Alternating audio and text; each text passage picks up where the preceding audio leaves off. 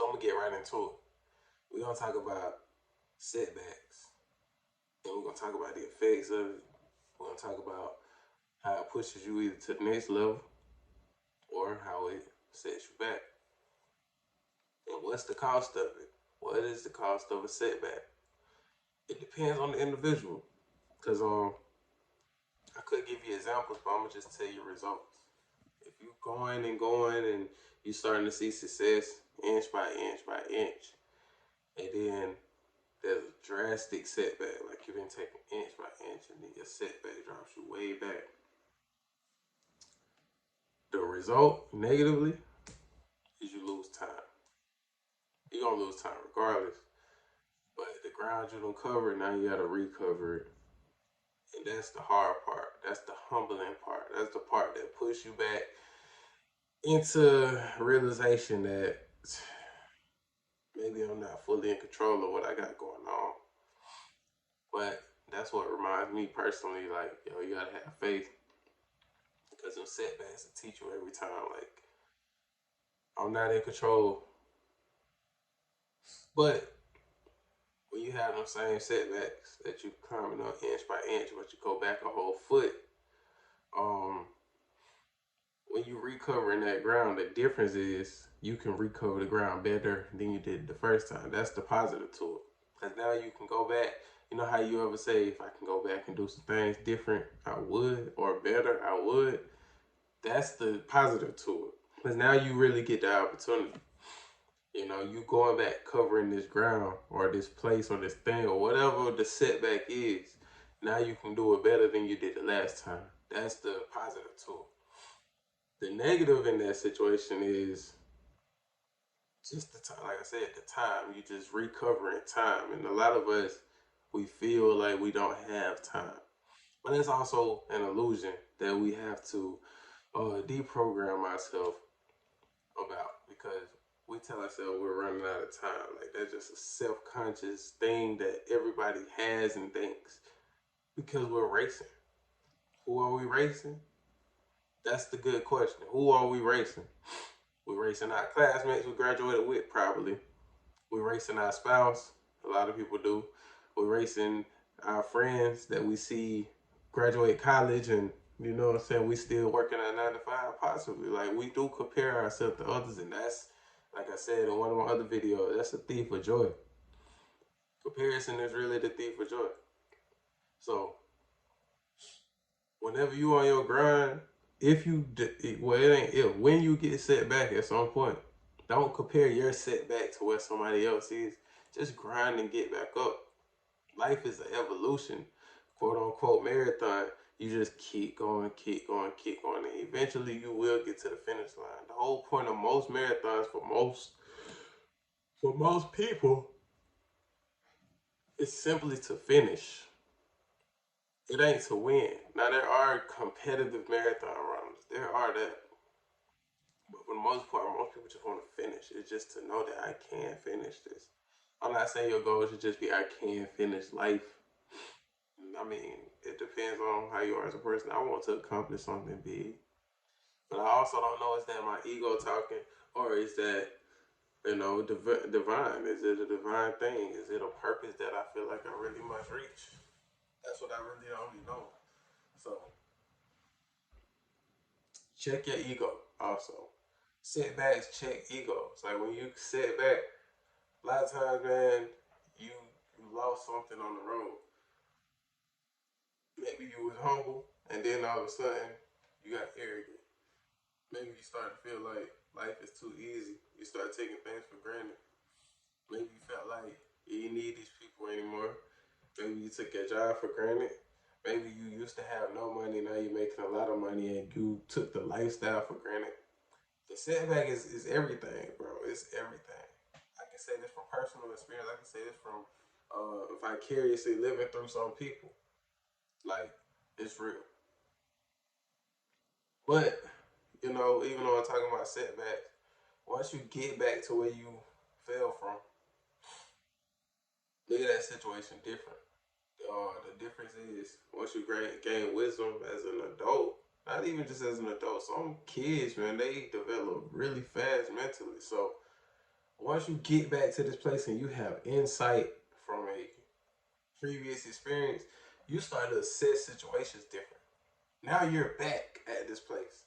That was probably that next block, that next step, that next stage that you really needed to capitalize to get where you always dreamed of getting, right? But you was gonna mess up. You was gonna blow it. But God sent you back because He knew if you did it right then, you would have blew it.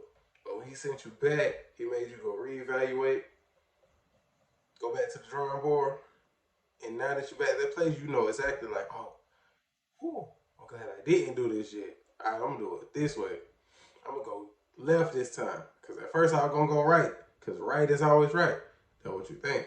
Until you go back and realize, oh, right was a trap this time. Let me go left. Let me go left. Let me go left. Let me go left. And it still takes you right. But you ain't around the corner. You ain't go that way. It was a trap way in right there. Now you went around it. They still standing there waiting to trap somebody. So setbacks was just that.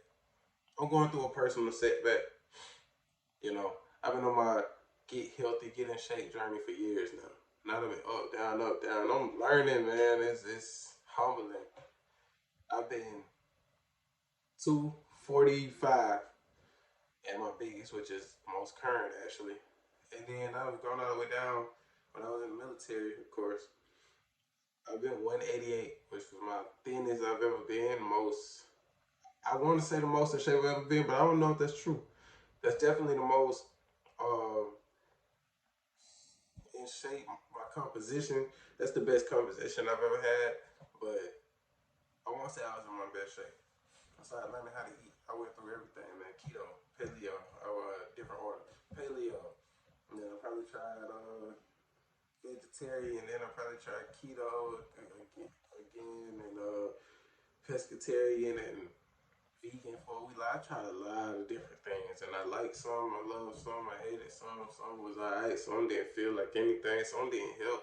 Keto didn't help me, and I know for people that do keto, gonna say, "Well, maybe you did it wrong." I know I did it wrong, so I don't like it because I don't know how to do it, and it was painful. And it just tastes like a bunch of butter and sugar, or not sugar, a bunch of butter and creamer and coffee. That's what I was eating all the time. Surviving off that and bacon and eggs with a bunch of oil on it. So, as you probably just heard, I did that all wrong. I already know. I did that all wrong.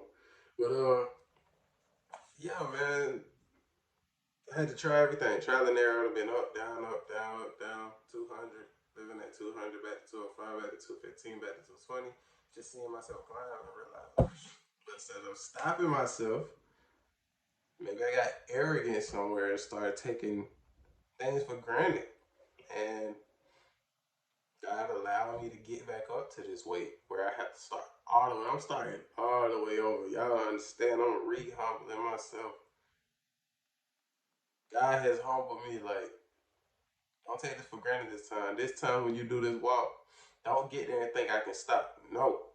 This is showing me that this is a lifelong process.